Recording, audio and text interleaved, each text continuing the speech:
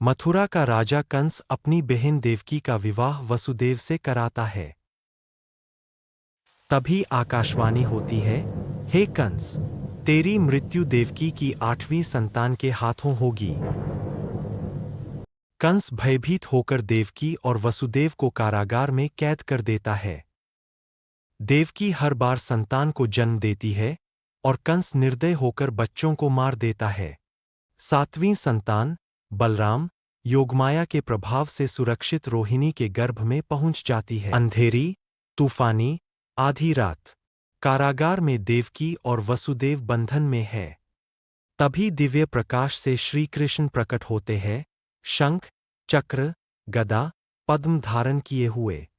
भगवान कहते हैं, मैं तुम्हारा पुत्र बनकर आया हूं, अब मुझे गोकुल ले जाओ। वसुदेव के पैरों से बेड़ियां अपने आप टूट जाती है। कारागार के दरवाजे अपने आप खुल जाते हैं।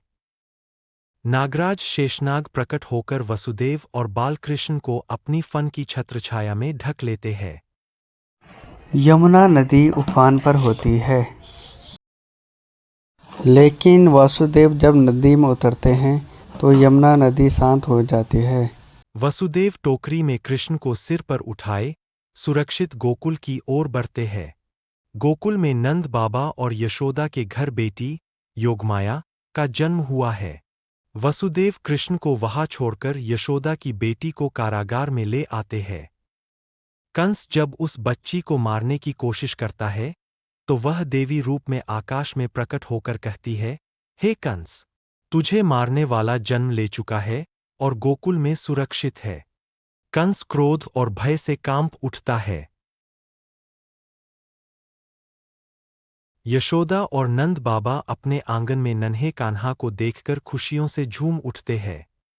पूरा गोकुल नंद की आनंद भयो, जय कन्हैया लाल की के स्वर से गूंज उठता है।